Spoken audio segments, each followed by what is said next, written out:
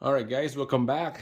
Part 2 video on our Subaru Forester 2.5. You can see we took the intake manifold on this because there's a fuel leak issue on here. It was building up liquid right there, small fuel leak, and a little bit of a oil leak from the PCV hose right there. Got that fixed. Now we're gonna fix the fuel leak. So on this video, we're gonna show you where's the leak coming from. We're gonna pressurize the system, and then we'll put everything back together and putting brand new hose replacement on the leaks. So we got a booster pack here ready to go. We're gonna pressurize the system, positive lead on the positive cable, negative lead on the negative cable. We're gonna pressurize the system and show you where is the leak coming from. Let's go.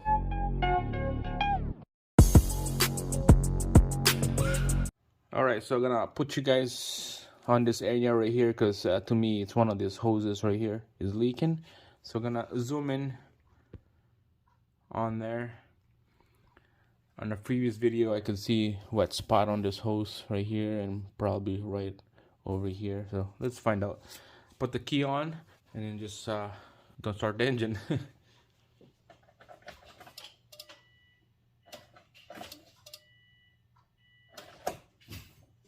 That won't pressurize the engine because the harness is all disconnected from the main harness or the ECU. Alright, so next step, that's gonna be a lot of work to do that. We're just gonna assume that this is leaking and this one's leaking, so we're gonna change those two. Alright, wait, those are the only rubber that leaks. And then when everything back together, we'll plug it in and pressurize again. Alright, we're just gonna use the, wow, this is soft. This Phillips screwdriver on this clamp right here. And then one up here as well.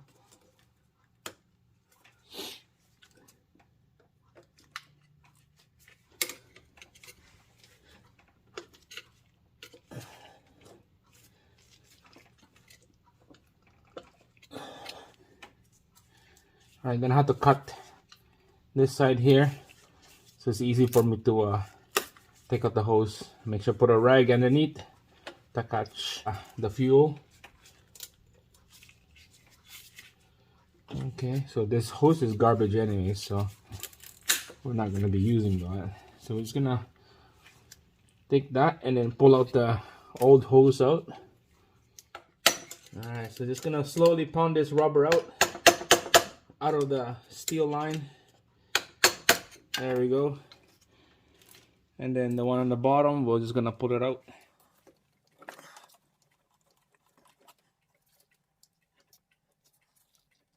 Alright, there we go. That's out. Alright guys, so here's the new hose right here with a clamp on it. So we're gonna slide this in.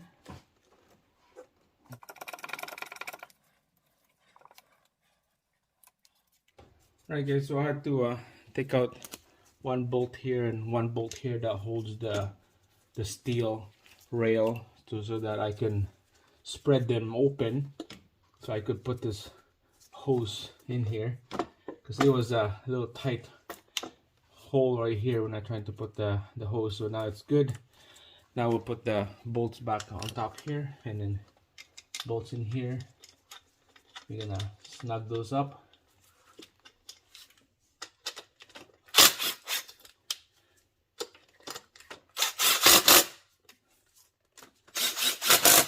Alright, nice and snug. Now we're gonna snug up this clamp. Alright guys, here we go. New hose right there. The clamp is tight. This one right here, we're just gonna tighten up the clamp. That should be ready to go. And then this is gonna be going back to the engine. Bolt everything back together. Alright guys, so the hose on this side here, I took it out. I ended up changing it with a brand new one because I don't feel that hose was tight enough. So this is a brand new hose right here. And then hopefully that would seal everything. So we're just gonna cut it off, put a new clamp in, and then we'll seal it.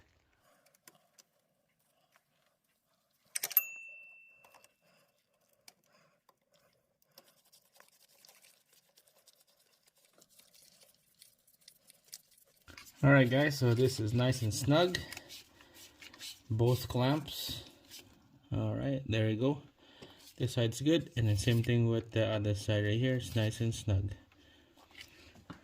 Alright, so that's good. Everything is, make sure double check those clamp right here. Same thing on this side. Nice and snug with the clamps, and everything is good. Alright, let's put the intake back together. Alright guys, fast forward an hour later, and this is it. We got everything back together. Air box, the air pipe, intake, battery, all the connection, wiring, and then all the vacuum lines, everything. So all we need to do is put the intercooler back in, but first we're gonna have to like double check everything, all our work here, make sure everything is all connected, all the hoses, all the vacuum lines, connectors. To me, everything is nice and tight, everything is good.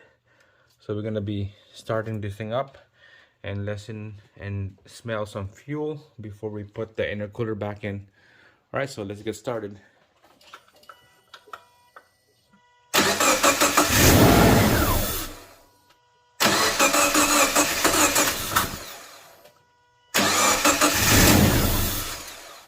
All right, so it's not gonna start because we got no intercooler, but we're just gonna go listen and smell some fuel in here, see if there's anything that obvious that it's not looking good. So far so good. I'm gonna be putting coolant in here. We're gonna bleed the air out. You know what, we'll just kind of put the intercooler bolted down, start it up, and then take out the intercooler, and then we'll check for the fuel. All right guys, here we go. Intercooler is back on. Hoses, vacuum lines, everything, fittings tight, everything's nice and tight, snug. Let's go start the engine.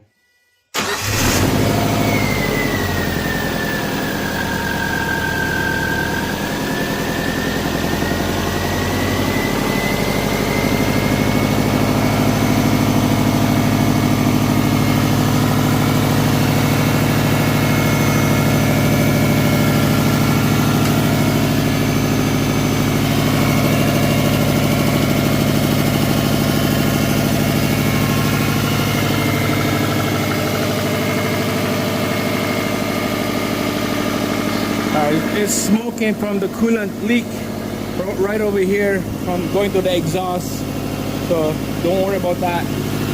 We're gonna be bleeding coolant here.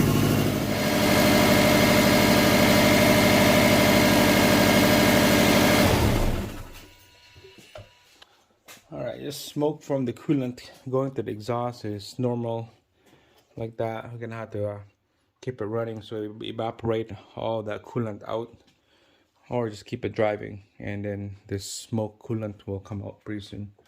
So we're gonna be taking out this intercooler, this pipe again, and we'll inspect, see if there's any leaks down there. I don't smell any fuel, but that's a good sign. So, but for now, we'll continue doing this, and then make sure to subscribe and like the video. So it looks like to me it's clean, but off camera I'm gonna take this out, inspect the fuel leaks, but it looks good to me. Say guys, thanks for watching. See you again on our next one.